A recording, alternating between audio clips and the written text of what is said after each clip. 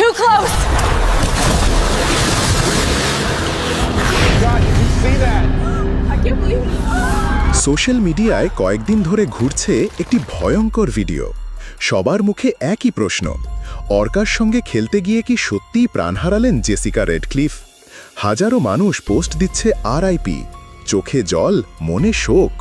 কিন্তু যদি বলি এই ভাইরাল গল্পের পেছনে আছে এক অবিশ্বাস্য সত্য, তাহলে চমকে যাবেন না তো?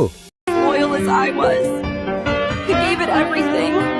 গল্পটা ছিল ঠিক সিনেমার মতো। শোনা যায় জেসিকা রেডক্লিফ নামে এক তরুণী ট্রেনার ছিলেন।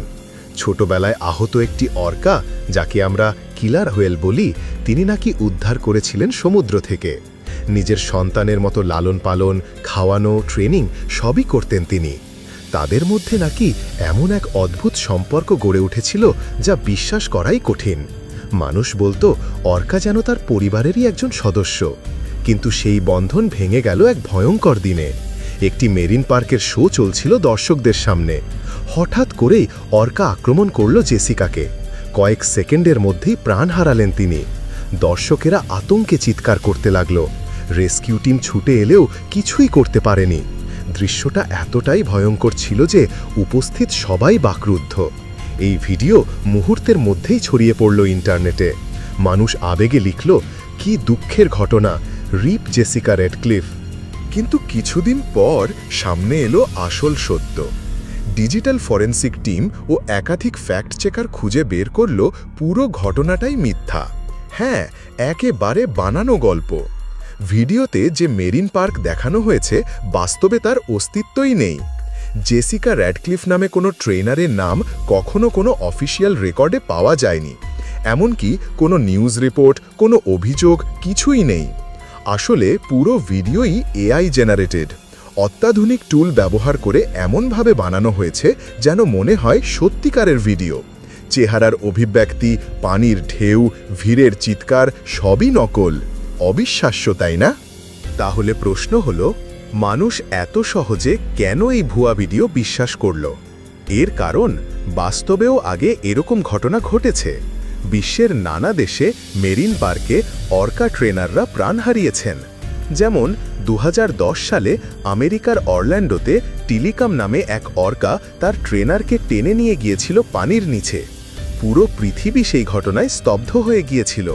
ঠিক সেই ধরনের বাস্তব ঘটনার কিছু অংশ, ছবি আর ভিডিও মিলিয়ে ভুয়া কাহিনী বানানো হয়েছে, যাতে মানুষের কাছে একেবারে সত্যি মনে হয়।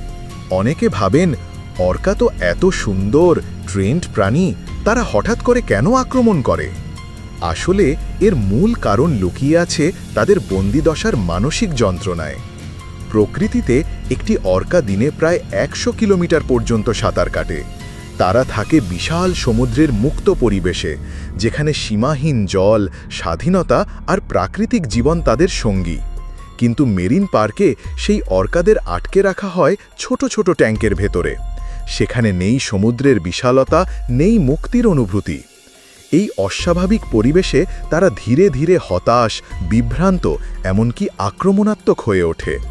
তার ওপর দর্শকদের সামনে শো করানোর জন্য বারবার তাদের দিয়ে করানো হয় স্টান্ট, লাফ আর অস্বাভাবিক আচরণ। ফলে চাপা রাগ আর মানসিক কষ্ট একসময় বিস্ফোরিত হয়। আর তখনই ঘটে সেই ভয়ঙ্কর মুহূর্ত, যখন তারা নিজেদের প্রিয় ট্রেনারদের দিকেই আক্রমণ করে বসে।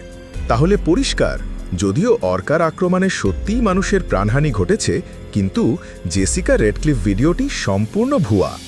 আজকের ডিজিটাল দুনিয়ায় ভুয়া খবর আর AI জেনারেটেড কন্টেন্ট আলাদা করা সত্যিই কঠিন। তাই সবসময় চোখ কান খোলা রাখুন, আর যে কোনো চমকপ্রদ খবর বা ভিডিও দেখলেই প্রথমে যাচাই করুন, তারপর বিশ্বাস করুন।